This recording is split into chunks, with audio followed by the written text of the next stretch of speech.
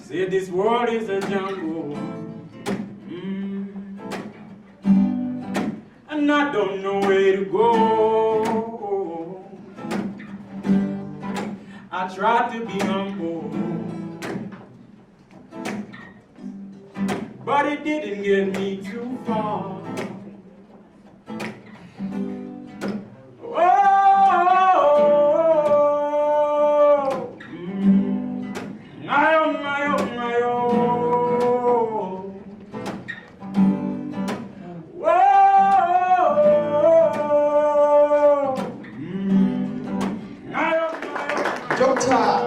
Buntu is also known as Dr. Olubanjo Amani Baba Buntu. He is a community scholar and a founding director of Ebukhosini Solutions, and this is a people-focused company in Johannesburg, South Africa. This particular company specializes in Pan-African-centered education, and as a Pan-African writer and educator, Dr. Baba Buntu has more than 30 years of experience in conceptualizing and implementing programs on social development, innovative entrepreneurship, youth empowerment, and indigenous knowledge, particularly suited for the African applicability, or it's Afrocentric in nature, just like Professor was saying. Anything you say, as long as you don't compare circumstances and systems in locations, at some point you may think you're helping Africa, but you're destroying it. His work is Afrocentric in nature. Ladies and gentlemen, Dr. mentors young people, emerging leaders, and he has designed the trainer programs for entrepreneurs and community organizations. Living in South Africa and working across different provinces in the country, Dr. Buntu also has had several international working engagements in parts of Africa, Europe, and the Americas.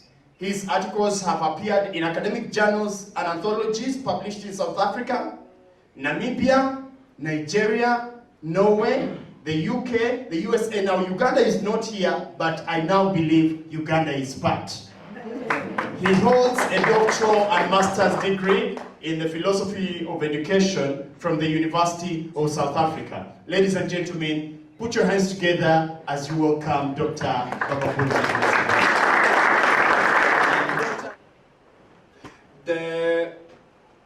The title for this lecture is about practical Pan-Africanism, and I want to throw out a number of thoughts. Feel very free to disagree. I think I'm also hoping to provoke a little bit of thinking amongst us. But more than anything, I want us to really stick to the practicality of Pan-Africanism. What is Pan-Africanism in practice? Because we often talk about it as a philosophy, but a philosophy should have a practice. And I'm not sure if all of us have a clear view of what the practice of Pan-Africanism is. The acronym IKS came up. It stands for Indigenous Knowledge Systems.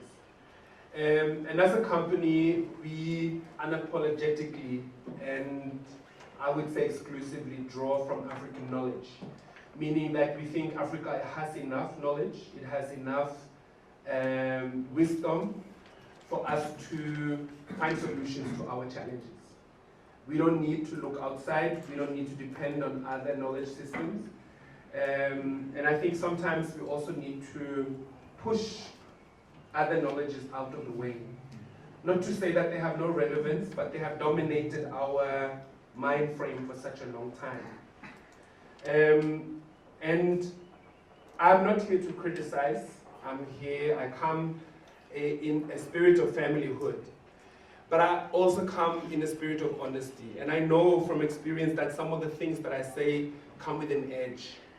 And I'm not necessarily excusing it, but I'm just saying that the intention of the edge is not to attack anyone, but it is to also be real about some of the issues that I feel we have been taught to dance around.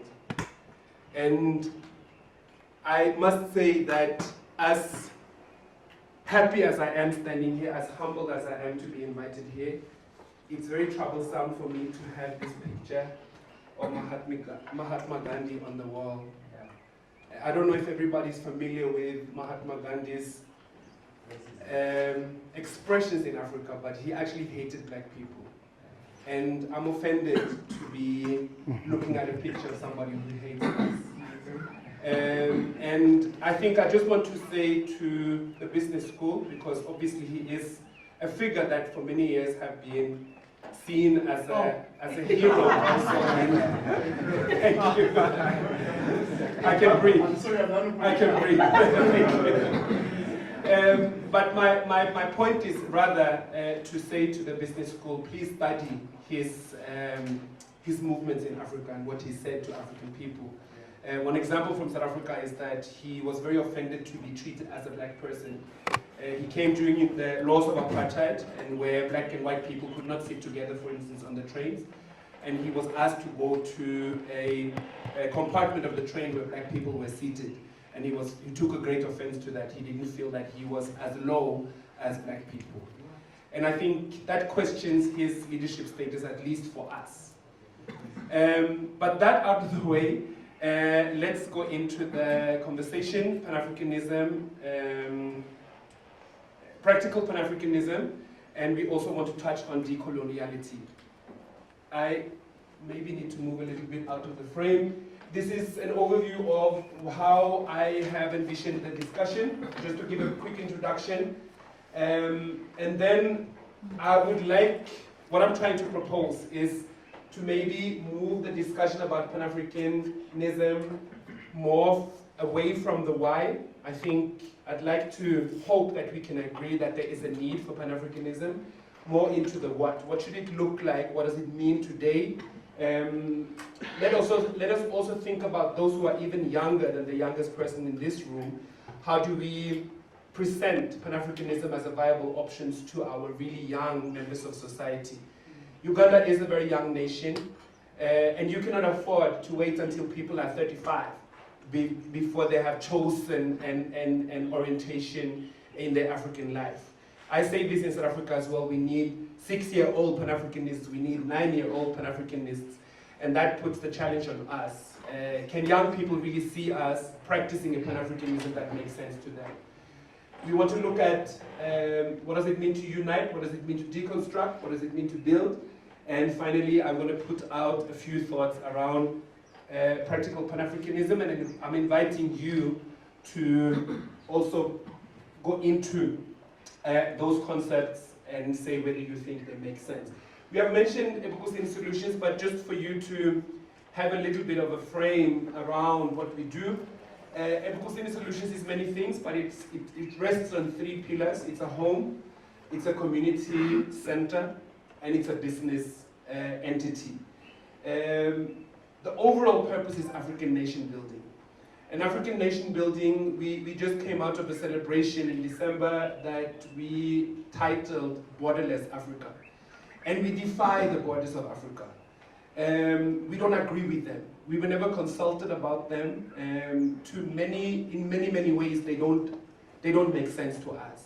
And I'm not so happy when we dance around very willingly and proclaim our Ugandanness, our Namibianness, our Maliness, our Senegalese-ness, when these are even identities that we didn't choose. They don't work for us, and they were not supposed to be shaped that way in the first place. I find it problematic that we are so loyal to them and we shape our identities so willingly around them. Just to start with a very simple definition, and I don't like definitions so much. I don't like the intellectual side of the debate so much, and I hope that we're not going to stay there for too long today. But just to kind of have an overview, a simple way to express Pan-Africanism would be to say the idea that people of African descent share similar histories and struggles, a common destiny, and a process for forming, or engage in a process for forming cross-cultural unity in areas of history, politics, and economics. Meaning that being people of Africa, which normally is a visible thing, meaning that we share different shades of blackness, of a brownish color, and a certain features in our faces and our bodies that unite us as African people. And that also means that we have a greater mission of unity that is beyond just race, but also goes into history, politics, economics, and I would add culture. As I said, the presentation is trying to move from why to what. And I would use to really anchor it in a practical framework, I would use the expressions of mind, heart, and hand. I'm going to come back to that so that it makes more sense. So what is the power to unite? There's different meanings of Pan-Africanism. And I think this is why also some people get a bit fed up with the concept, because we keep throwing it out as if we all mean the same. But there are some nuances and some differences. So some people would emphasize continental unity, saying that everyone who is born or lives on the African continent has a mission together, has a history together, has that in common, that they live and operate on a continental space that they all need to be actively engaged in to try to improve and try to work for the collective empowerment of the people who live on the continent. Some would say that it's not so much about the continent as a geographical space, because there are people who have invaded this continent, there are people who are quote-unquote foreigners on this continent, even if they have lived here for generations. And they would put more emphasis on a racial unity, meaning that a blackness that can be observed and seen and related to, and that whether you speak an African language, whether you are born outside of the African continent, whether you are aware of your cultural heritage or not, you are part of a global Pan-African family that should work for understanding its history and also create a mission collectively.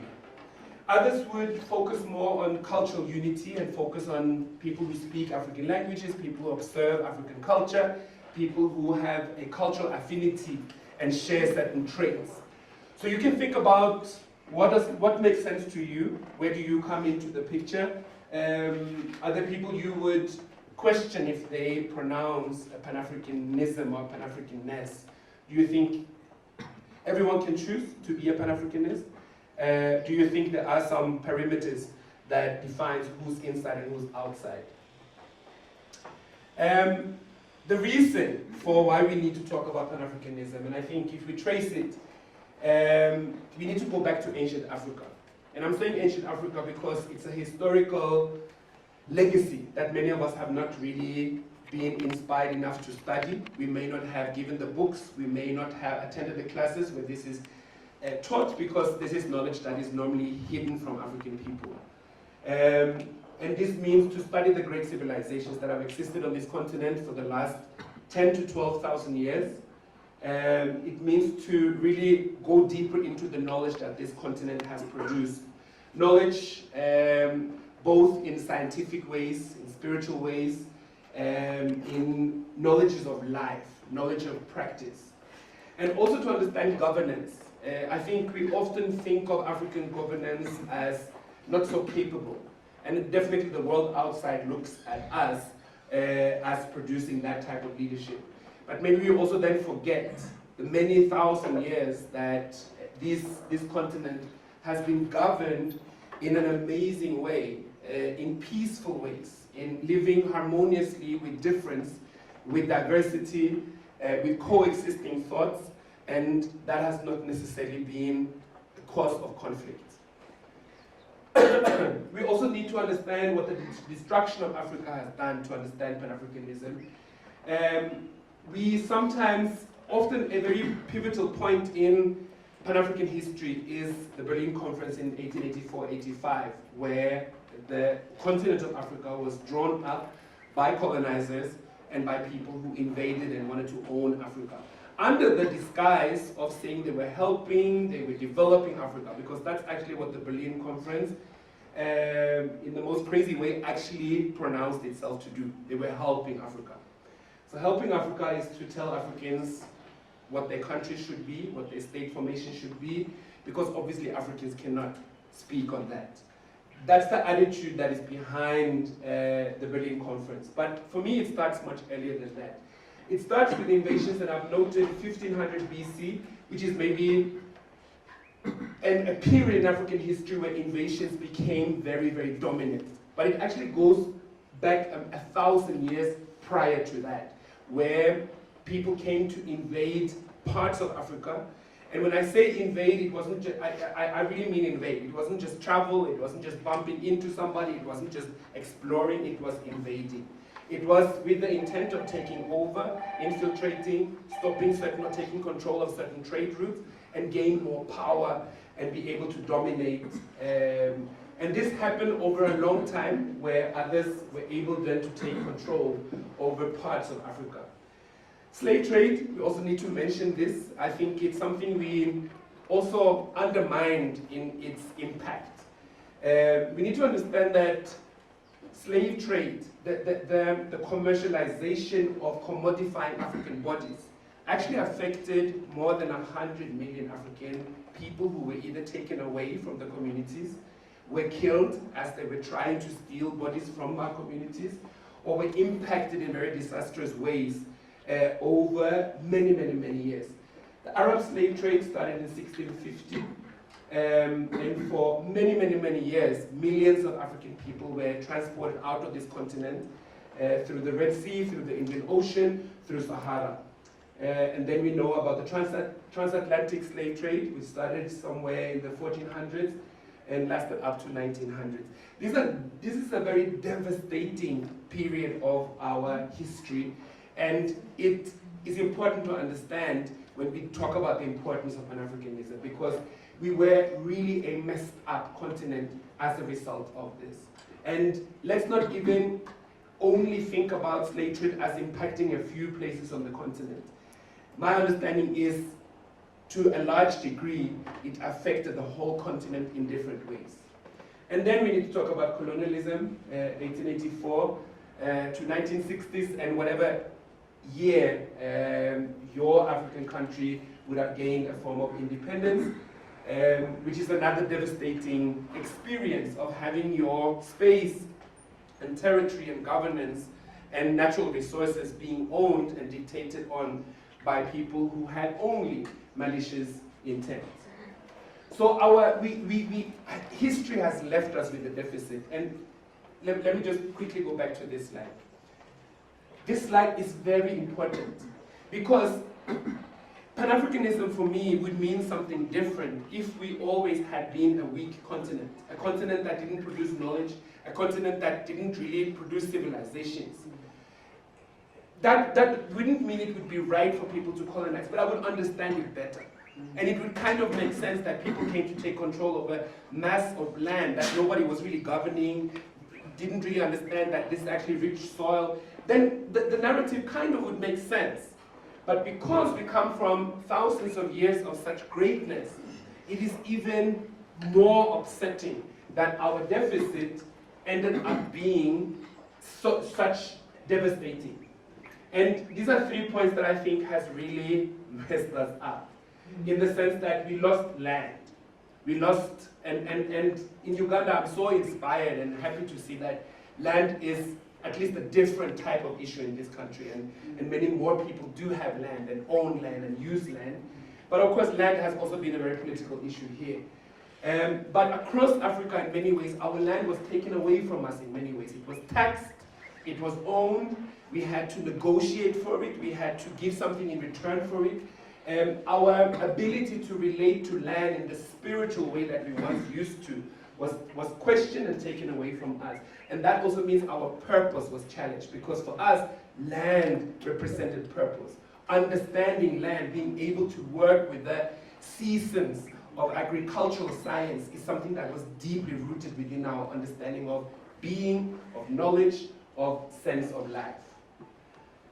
God was taken away from us, or the understanding of a creating force and relating to the world in that way. Today, we are, many of us, whether we strongly proclaim or negotiate in different ways, have been introduced to God through foreign systems that do not represent us and always have the intent to undermine and crush our spiritual systems.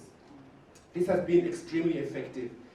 Even us, we are scared of African spirituality.